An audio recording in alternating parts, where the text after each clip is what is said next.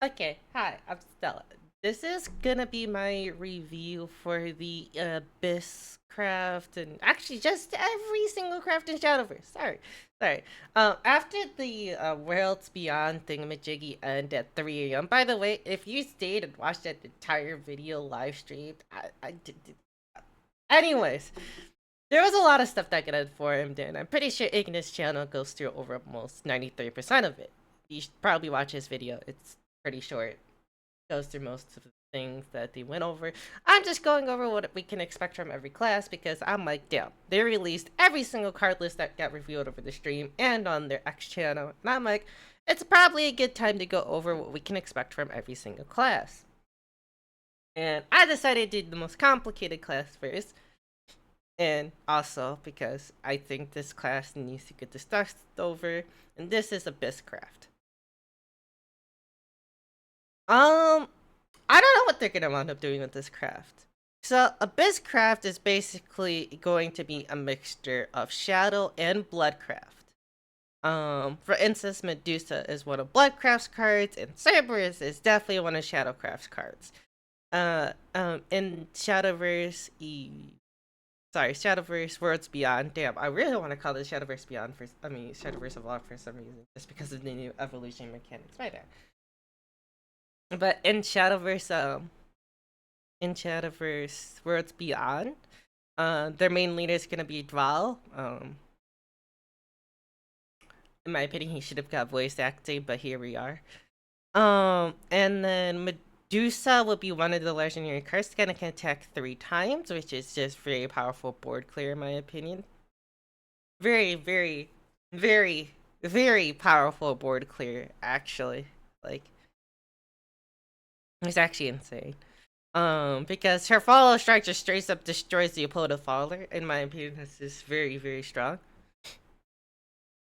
Reaper's Death Slash destroys an enemy follower and one of your followers, which makes sense.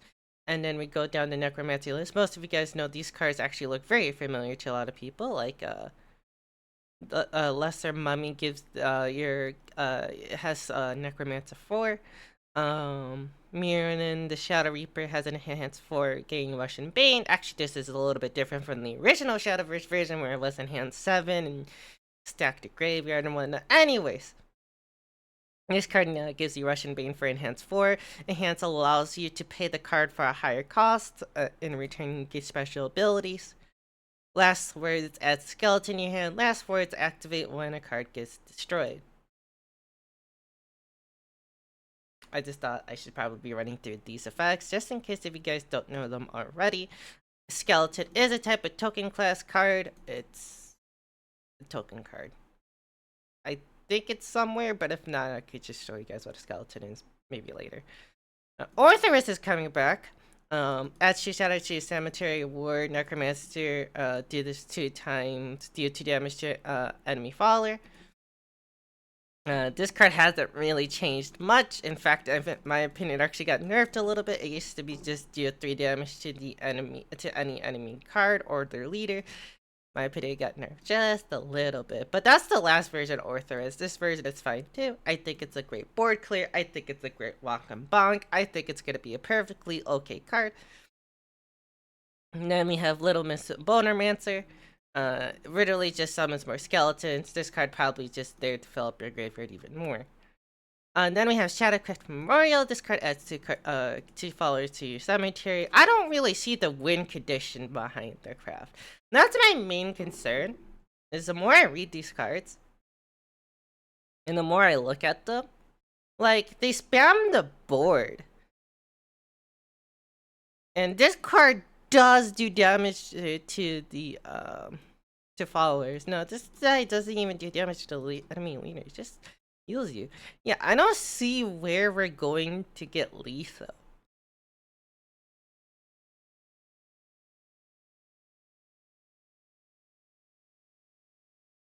Like, alright, let's go back to looking at cards. I'm sorry. I went way too far ahead. But that's my concern with this deck, is that, like, lethal, right? Because eventually at some point in the game you need to end the game. Where do they get that? I don't know. I'm gonna continue reading now. Sirius allows you to restore 2 defense for your follower, restores 4 instead, and gain barrier. Barrier is a mechanic that allows you to, when your follower would be first attacked, when your follower would first take damage, it's dealt to 0 instead. Bane does ignore those rules, by the way. Bane is a destroy effect, not a do damage effect. Fanfare Necromancy 8, meaning that you need to have 8 cards in your graveyard to activate this ability. Necromancy hasn't changed since the original Shadowverse, and I don't think it ever will. Necromancy 8 evolved as Fowler. Whenever a departed Fowler enters the field, give it Bane. When this card is found, summon Ghosts. Ghosts are counted as departed Fowler, so there you go. Fanfare Reanimate 4. Reanimate 4 belongs to Shadowcraft, well, now Abysscraft. This allows you to reanimate the closest thing to this play point value. So since this is 4, it allows you to revive anything that has 4 costs. However, if you have no 4 costs in your graveyard, it will revive a 3 cost instead. So be aware. It does not go higher, it goes lower. Valid the Impaler. Select the enemy follower and do damage. Do 5 damage and restore 5 to your leader. This looks like just a normal everyday Bloodcraft card, your everyday Joe, your everyday card that would never see play. Honestly, I don't see this card seeing play, but it does do stuff. A lot of the cards from Shadowverse Worlds Beyond seem to be a lot more expensive than they were in the original game. Maybe they're trying to slow down how fast the game ends, which it does make sense because the original Shadowverse did normally end around in 7 turns. Let's be honest. Maybe 6 turns. I think we started winning on turn 5 at some point, which was actually kind of crazy. And then we have Cerberus. This allows you to summon me like part of me Coco Left Paw. Actually, those cards did not change from the original Shadowverse, unironically. This card in Necromancy 6, they get +2. And then Super Evolve, reanimate 1. So I'm assuming that you want to kill these 2, then Super Evolve, reanimate them, and then repeat their abilities. Once to do 2 damage to the leader, once to restore 2 to your leader. Pretty fun. I don't see the win condition here. Maybe I'm tripping? Maybe they would get the win connection next set. Because since this is like 2 crafts in 1, it wouldn't make sense. It looks just like a Bone Rush deck right now. Like, you just want to outplay your opponent throughout the game and just slowly wither down their life. It looks like that's their main goal currently. They don't really have any epic finisher. I think their main point of the game is just to control board. And then smack your opponent for not having anything on said board. Which does make sense, does fit the style. Kind of sad that they don't include like any Vengeance mechanics yet. I do believe that will come out probably next set. As this set mostly focused on Shadowcraft, I do believe next set will probably focus mostly on Bloodcraft. I pray to God that we get our best card 4 cost Vengeance card back eventually. But until then, it looks like this is just like a control boardish deck. You just want to hit face. Sorry, by the way, I am a little bit sick today. Probably because I had work yesterday and then like a lot of things happened. So I'm sorry if my voice sounds a little bit weirder today. Of course, when I say I'm sick, I have to cough. Anyways, yeah, it's a pretty interesting deck. I think it's pretty cool, but it does need a finisher in my opinion. Who knows, maybe when the game comes out, we're gonna be like, oh, there's an actual finisher in the deck, and it's like, oh, okay. Let's look at Haven Class.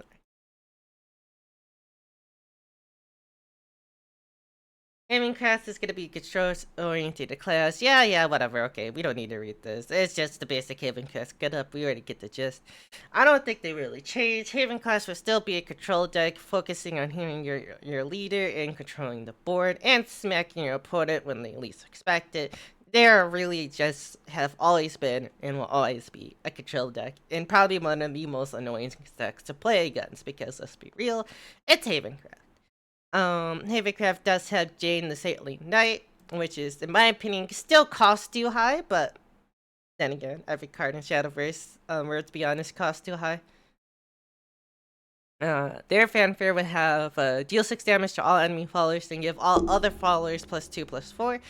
I don't see where this +2/+4 will come in ever, as this card costs 8, unless you somehow have a board remaining or some amulets in play. It might be a little bit tricky for players to get used to this card. It is a good board clear. I don't think it's gonna really man up the +2/+4 though. I'm gonna be honest, we might have to see what happens. Serene, draw 2 cards and use 1. Okay, yeah. This is your basic, I want draw cards. Havencraft has always had one of these cards. It was like Bell.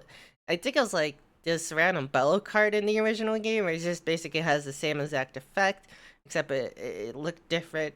I don't think it changed. Oh, my bad. It did change slightly. Slightly changed. The main difference is this is a countdown 3 and the one in the original Shadowverse was a countdown 2.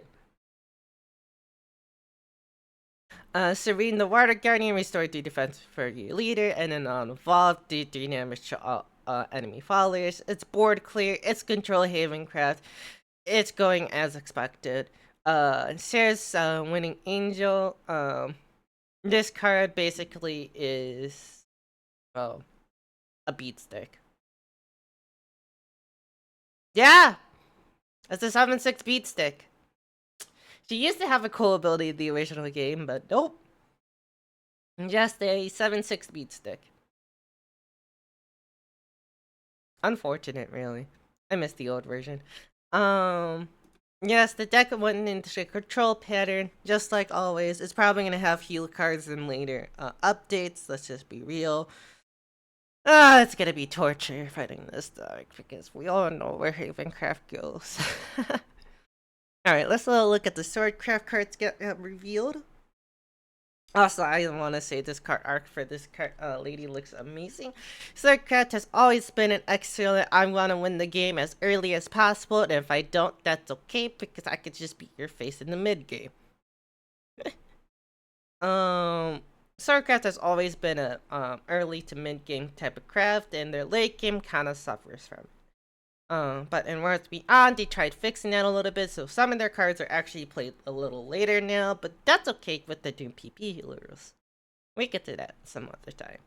Luminous Lancer is back in action, still has the riddle, same effects as the original game, Summon a Knight. Whenever this card enters the field, give it Rush. Whenever offers a card enters the field, give it Rush. They will be getting Iron Ward. This summons 2 copies of Knights and give all other followers on the field +1/+1. Of course, this is a Knight token. Oh, most importantly, Knight tokens now cost 0. They used to cost 1 in the original game. I feel like every token, by the way, got buffed in some sort of way. But Knight cards now cost 0. It is really interesting, but yes, they do cost 0 now. Speaking of which, this is one of the new Swordcraft cards for the later after the game. This is Amia, the Luxsteel Paladin. By the way, Luxsteel cards make a return. I really wish they were their own archetype one day, but we'll never get one of those. This card gives you summon forced copies of Steel Clad Knight. Now, whenever allied officer enters the field, give a +1/+0 Russian ward. So now your Iron Steel Knight has ward in case if you need to block an attack, and rush in case if you want to bonk something to death.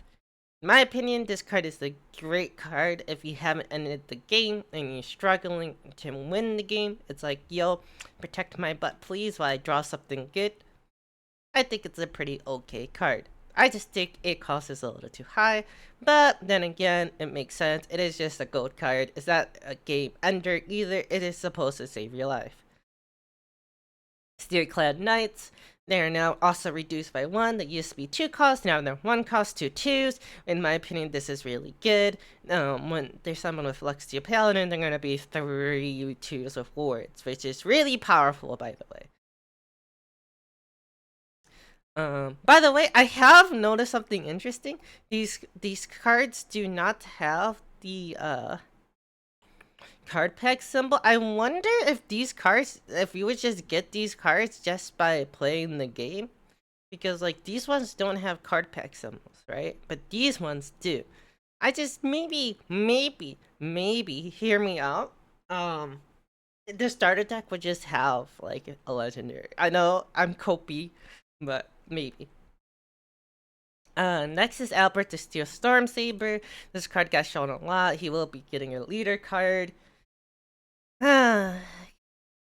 will deal 3 damage to all enemy followers, and then can attack twice per turn. It's Albert.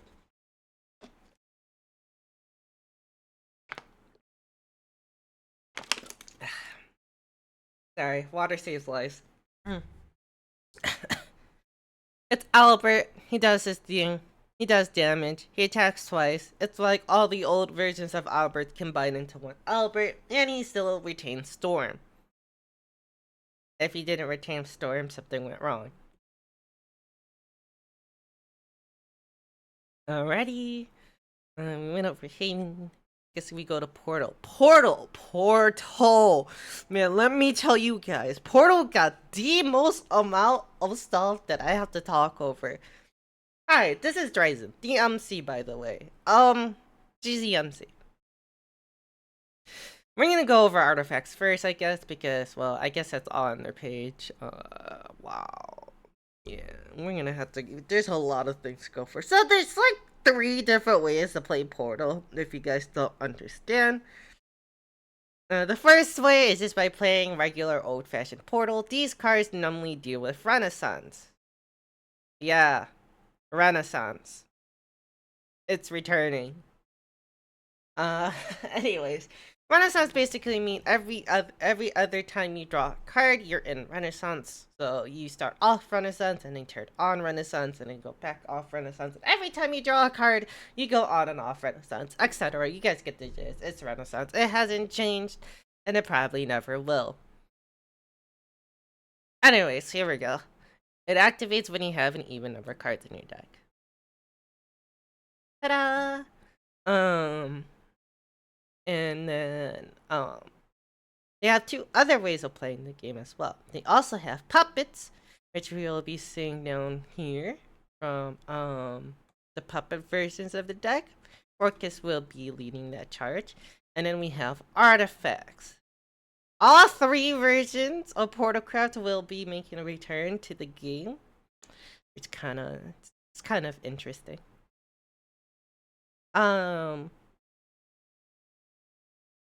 This card seems decent. I really hate the fact that it has at the end of the turn destroy this card effect for when you summon your artifacts. This card will probably be one of the more important cards. As they said in the video, there will be more cards that deal with actually giving exact follower cards. So I don't assume that this is the only one. I think this is the only card that could show.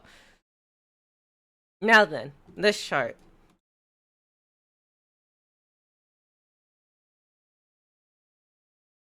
I'm gonna zoom this in for you guys. Give me one moment. Now we really have this prepared. Alright, this chart. Okay, first things first.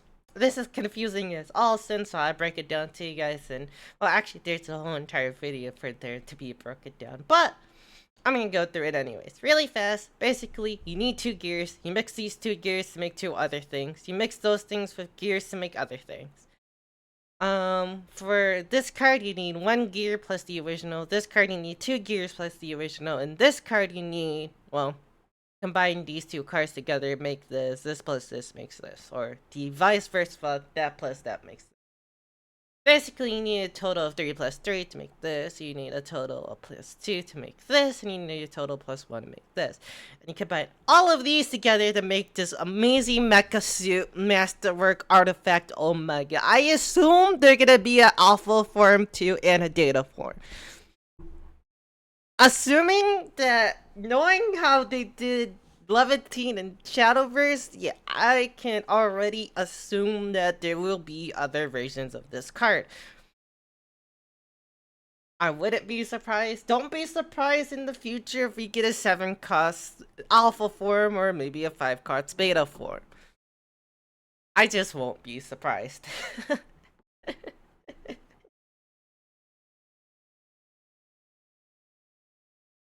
Oh, my bad. Alpha, beta, and gamma makes omega. Yeah. Okay, none of this. These all make omega. I wouldn't be surprised though if basically what I'm trying to say is I wouldn't be surprised if there's like two more forms of the master artifact. This card is okay to be played right now because as you guys seen from the other crafts, most of like the massive hitters are like on turn 8. So this card will be fine to play in my opinion, especially for Proto who could probably make up cards, draw cards, especially since they revealed a card called Edith that literally draws 3. Literally she just reads, I am a pot of extra. I draw 3. So, like, there we go. So, like, there's probably going to be many ways to get these gears in your hand by other followers, effects, and things, other ways to control the board. You're probably basically going to be saving your artifacts into, like, the big bang, the finale. But there's probably going to be other artifact followers that help you exceed that goal. Would not be surprised if this card eventually got cost reductions. Like, if we have Master Artifact in your hand, this card does XYZ effect. Would not be surprised if those cards come into play eventually.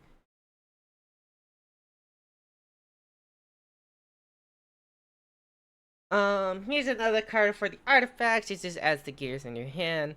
And then it goes over what each gear can do. They went over this on the thing, but I don't mind going over it again. So these make the gears. The gears are here. They can't be played. You can fuse them together to make these two. Fuse red with blue to make this one. And you fuse blue with red to make that one. And these two, you fuse the any of these two with one of these to make this one. You fuse any of these two with both of these two to make this one, and you fuse them together to make Y. Y is probably the strongest in my opinion. You might want to get to Y first because Y does just straight up say deal 3 damage to everything. It might be one of the most important clears that you have for 5 cost. Also, the card stat itself isn't horrible. 5 cards deal 3 damage, 5/3, 5 cost. This, for like this game, and at its pace right now, doesn't read horrible. That Master Artifact Omega. Do 5 damage to all enemy foe, restore 5 the HP. It basically has like almost every stat block in the game. It's a 10 cost card. You guys get the gist.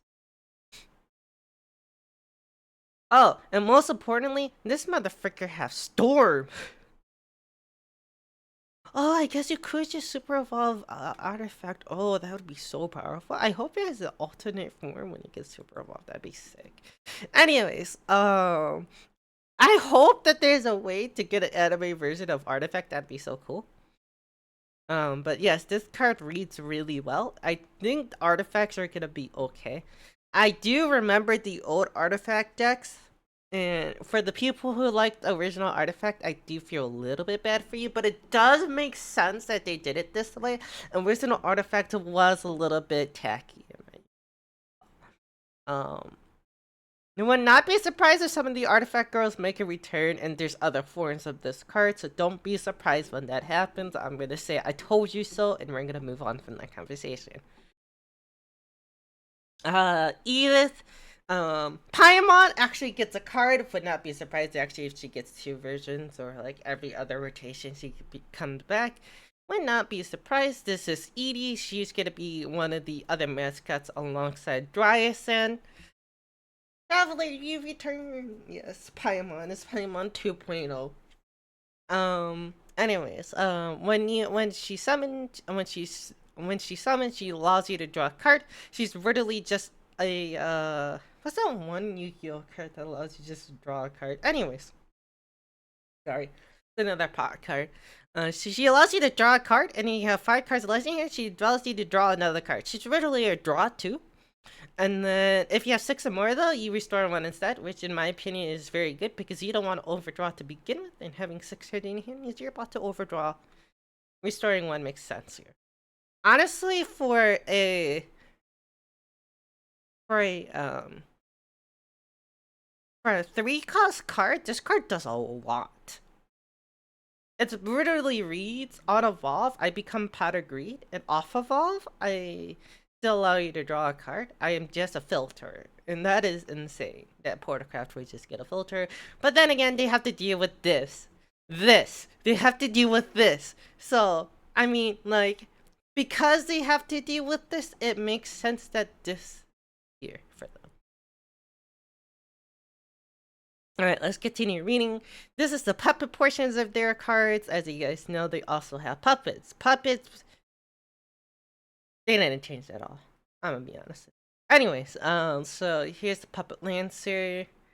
Add enchanted puppet to your hand. Love struck puppeteer. Add a puppet to your hand.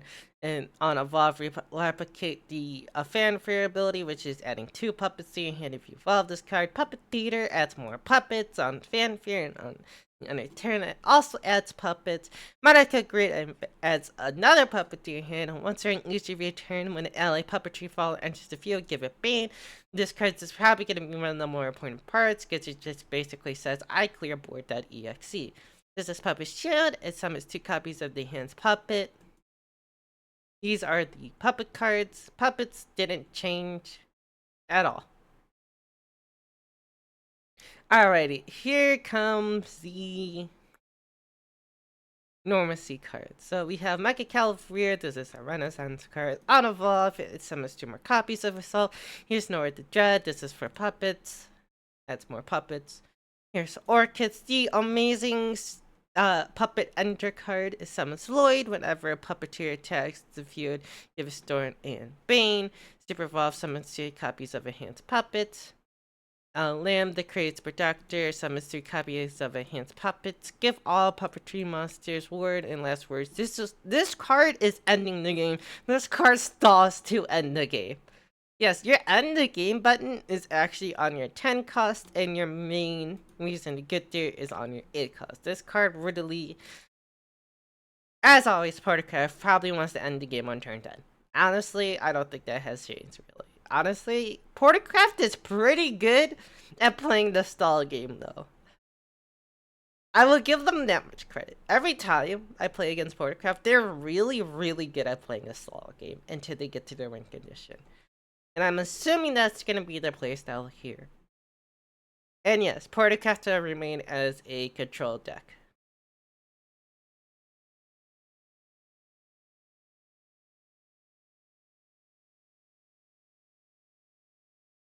As you can see, it makes you vulnerable in the early game. Portercraft will remain as a late game ender control deck.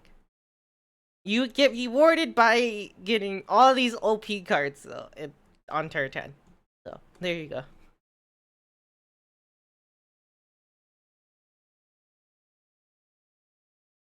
Alrighty, let's see. So that was that.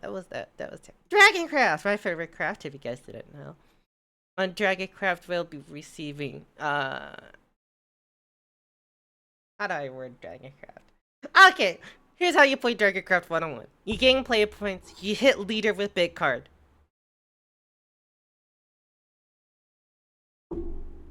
There was also discard Dragoncraft in the original game, but we haven't received those yet, so if we do get discard Dragoncraft, maybe I'll make another video. Basically, discard Dragoncraft deals with discarding cards to get against your opponent. A lot of people like that way of playing Dragoncraft. I personally didn't. I like believing in the storm ramp gods. It's a really fun way to play the game, in my opinion. But basically, Dragoncraft deals with, well, ramping up your player points, because this is one of the only classes in the entire game that really says, yes, I give you play points. It used to be a 2 PP cost card, but in this game it's going to be a 3 PP cost card because it was too powerful.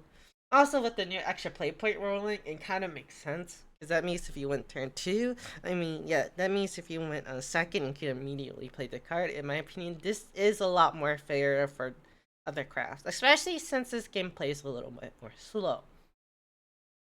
I feel like I'm talking like Up a Storm. Okay.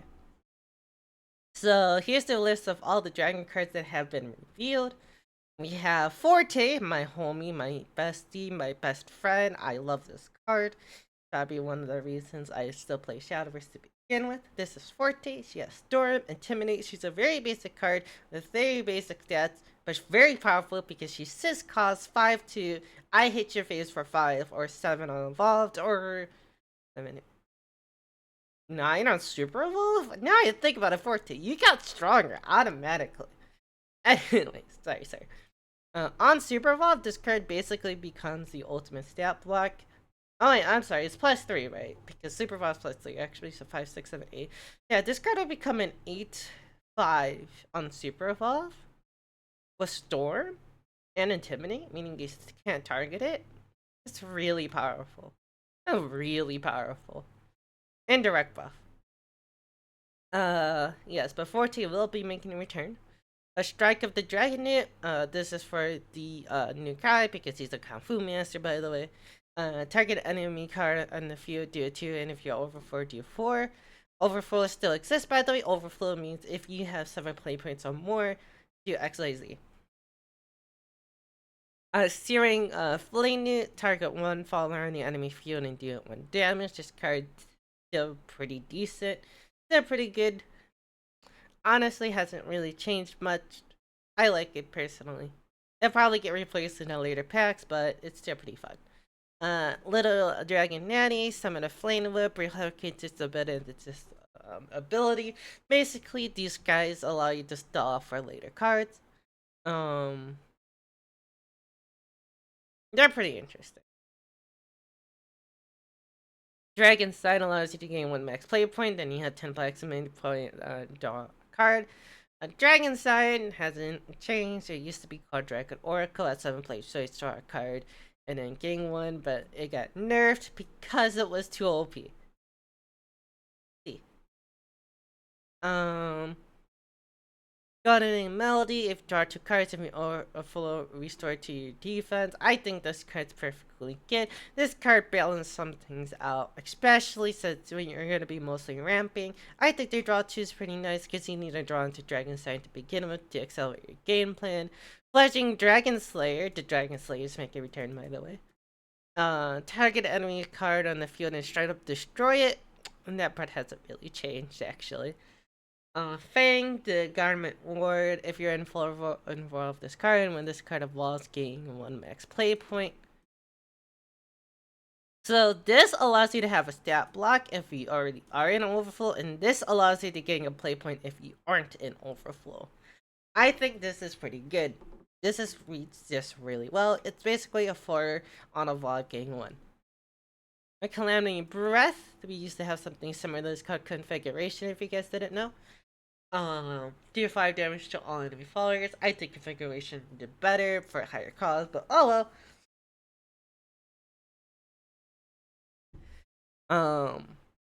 It's Dragoncraft away a board clearing after they reach their total value. This is Gario, the favorite dragon skin. He will be probably one of the main ways to end the game. On Super Evolved, he's cracked. On normal Fanfare, he's cracked. On every way of playing this card, he's kind of cracked. On Super Evolved, though, he does give Storm to all versions of Golden Dragons, and all copies of Silver Dragon gain Barrier. This card is very, very, very powerful. His Super Evolved is powerful. His On Summon is powerful. Honestly, if you were there when the beta was out, when he got to go to the Japanese place, forgot what it's called already. This card saw many play because it's like Dragoncraft was probably one of the best decks there. This is Genesis Dragon Storm Reborn. I love how they say reborn. Genesis Dragon comes back. Anyway, sorry. Genesis Dragon is just the most simplest card in the game and probably the most lethalest card in the game. Literally reads, I hate face. It's absurd. This is Twilight Dragon. It just really gives stat block -0 -9, super evolve draw 3. This card's great for stalling. This card's great if you have nothing else to play. This card's great if you haven't drawn Genesis Dragon. It's just a really good card in general. It's a great stat block. XYZ.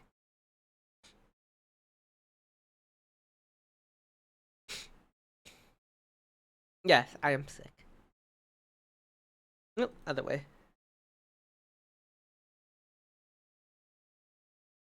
Let's see. That was Portalcraft, that was Savingcraft, that was Ghostcraft. Oh, Runecraft. Hi. So, there is three ways to play Rune, one can say. Okay. The first way is archetypal. Archetypal Rune originally means um um Mysteria or like what's the other ones?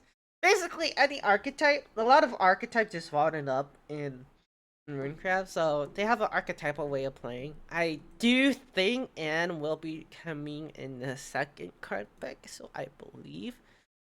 Anyways, or maybe we just haven't seen them yet in the first card pack. But Anne should be making a return soon.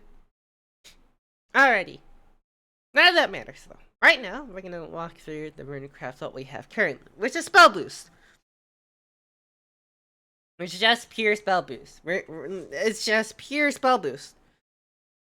Yep, we're gonna start off with just pure spell boost. Eventually, though, Runecraft does become Dirtcraft. Dirtcraft deals with Earth signals. I think that would probably be in set 2 now I think about it. Earth signals basically are stacks that's on the field. They're amulets that can't be destroyed. And they give your Earth signal follower special ability. Like, there was a card in the original shadowverse that says blow up an Earth signal, deal 3 damage to your enemy leader, and then draw a card. Um, Earth signals would probably be making a return, and this was one of the other main ways of playing Runecraft. It came out in set 3, I believe, in the original Shadowverse, or was it set 2? Someone has to remind me about it. It was pretty decent. Um, so let's move on to the cards that we will get in this set. Khan will be coming out as a 7/10. It does have an enhanced 10 to destroy all Shigigami to summon Noble Shigigami. It has it's actually this card did not change. The only thing that's different from this card from what it normally had was that instead of having its evolve effect give a card store, its super evolve effect gives a card. The new thing it is the normal Shigigami though. The normal Shigigami does allow you to combine every Shigeyamis to one. And I guess the other main thing about Khan is you don't have to spell boost him anymore. He is now just a straight 7 cost card. Which is actually pretty decent to get all these things from a 7 cost because all of them have death rate spell boost cards in your hand. So this one has Word, Last Lord, spell boost the cards in your hand. This one has Last Word, spell boost the cards in your hand. This guy has spell boost the cards in your hand. This card destroys all these cards, gain the full attack total of all other Shimigamis that got destroyed like that, and has Worm and Aura. Yes. And this card will be quite powerful, or I forget what Aura means.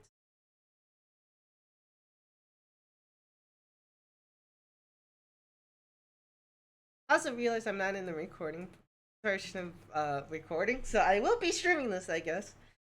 I did not realize I was streaming. If I realized I was streaming, I would have gone to just chatting. Me too.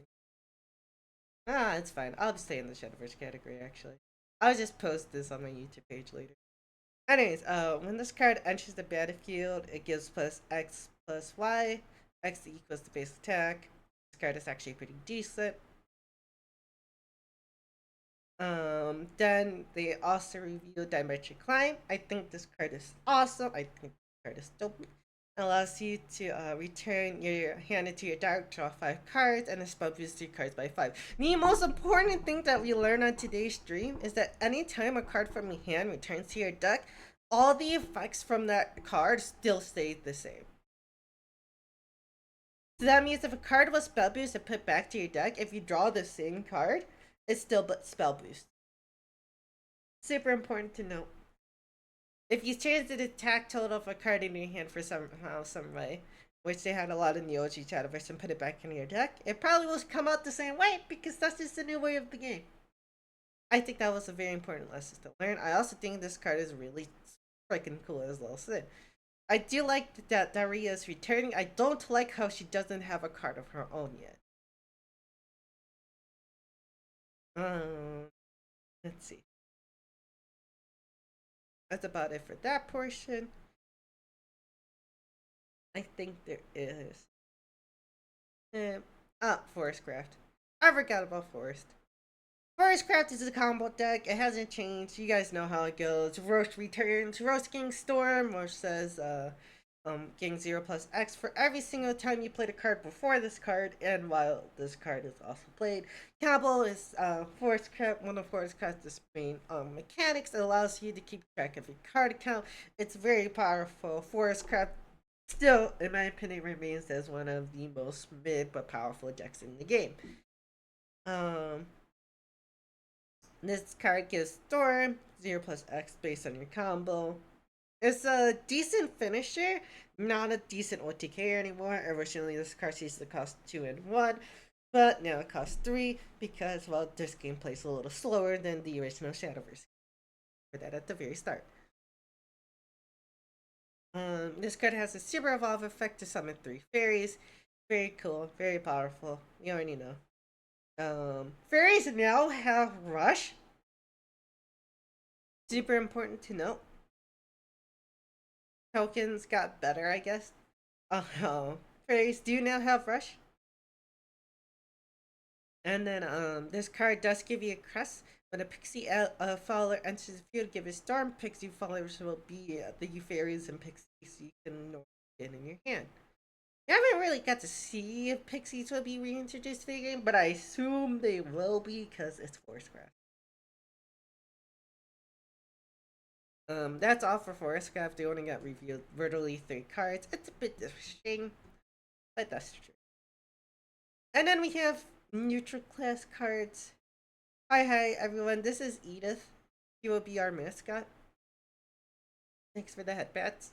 This will be Edith, our mascot. I'm just running over the new Shadowverse stuff, by the way, and I'm probably gonna post this as a video and then probably restart my stream for Eternal Return.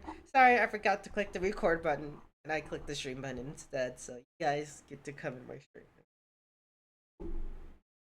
Okay, as I were, um, Edith is a new character to introduce Shadowverse for Beyond and will be on the new player support cards. Anyways, let's look at these neutral cards. I didn't realize we got neutral cards, by the way. Rua Cyclops will be making a return. You will be replacing your deck with the Apocalypse deck with Silent Rider and all these cards.